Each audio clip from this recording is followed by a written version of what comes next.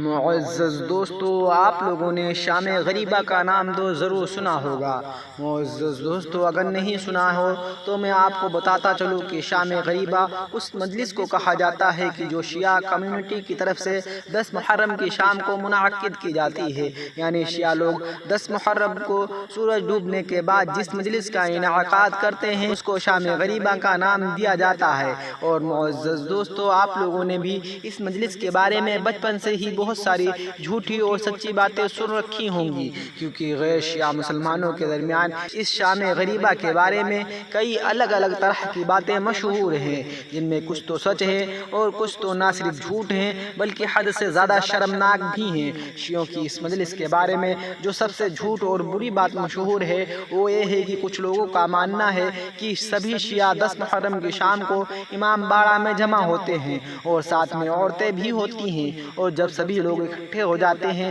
تو اس بلڈنگ کو تالا لگا دیا جاتا ہے، اور اس کے بعد اندر محفل میں شیعوں کا جو عالم موجود ہوتا ہے وہ ذکر کرنا شروع کرتا ہے، اور اس ذکر کے ساتھ میں ساری بتیاں بجھا دی جاتی ہیں، اور اس کے بعد وہاں موجود مرد اور عورت آپس میں ملاپ کرتے ہیں، یعنی کہ فزیکل طور پر ریلیشن بناتے ہیں، اور اس زنا سے پیدا ہونے والے بچوں کو ہی ذاکر یعنی کہ ان کا لیڈر بنایا جاتا ہے۔ مگر معزز دوستو، اس کہانی کی سچائی سے دور دور تک کوئی واسطہ نہیں ہے، اور یہ شیعہ کمیونٹی کے اوپر ایک حد سے زیادہ شرمناک الزام ہے۔ دراصل معزز دوستوں، شام غریبہ کا تعلق کربلا کی جنگ کے اس وقت سے ہے کہ جب کربلا کے میدان میں 10 محرم کو امام حسین کے ساتھ ان کے تمام ساتھیوں کو شہید کر دیا گیا تھا، اور اس کے بعد شام میں وہاں صرف بچے اور عورتیں ہی رہ گئی تھیں، تو ان کے ساتھ جیسا سلوک کیا گیا تھا یا جو برا حال ان کا تھا، بالکل وہی سب چیزوں کو اس شام غریبہ میں یاد کرنے کی کوشش کی جاتی ہے، یعنی ان کے افسوسناک حالات کو یاد کیا جاتا ہے،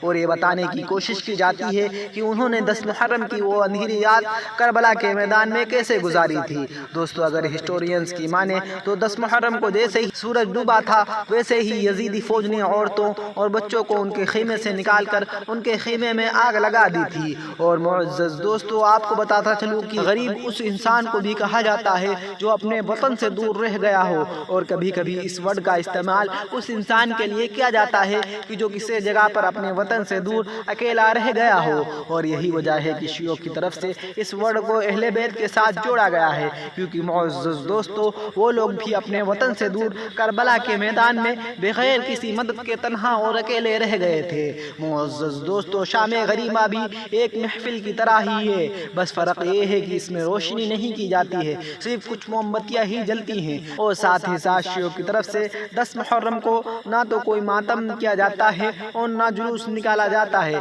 بلکہ معزز دوستو وہ لوگ اس رات میں ایک جگہ بیٹھ کر غم و افسوس میں آنسو بہاتے ہیں اور حضرت امام حسین اور ان کے گھر والوں کو یاد کرتے ہیں۔ معزز دوستو، شیعہ لوگوں کے مطابق ان کی اس محفل میں ان کا ذاکر جیسے ہی انا للہ و انا الیہ راجعون پڑھتا ہے، ویسے ہی وہاں موجود ہزاروں کا مجمع بہت بلند آواز سے رونے لگتا ہے۔ یعنی معزز دوستو، ہم لوگ یہ مان سکتے ہیں کہ شیعہ لوگ اپنی اس محفل کے ذریعے سے کربلا کے اس منظر کو درشانے کی کوشش کرتے ہیں کہ جو 10 محرم کے دن ہوا تھا، یعنی کہ یہ لوگ اس طرح غم و رنج میں ہو جاتے ہیں کہ جیسے ابھی کربلا سے اہل بیت کے شہید ہونے کی خبر آئی ہو۔ اور معزز دوستو، رہی بات اس کی کہ یہ مجلس منعقد کرنا چاہیے یا نہیں، تو یہ ایک الگ ٹاپک ہے۔ اس محفل کی وجہ سے شیعوں کے اوپر جو ایک شرمناک الزام لگایا جاتا ہے اس کا سچائی سے دور دور تک کوئی واسطہ نہیں ہے۔ فی الحال معزز دوستو، آج کی ہم اپنی ویڈیو کو یہیں پر ختم کرتے ہیں۔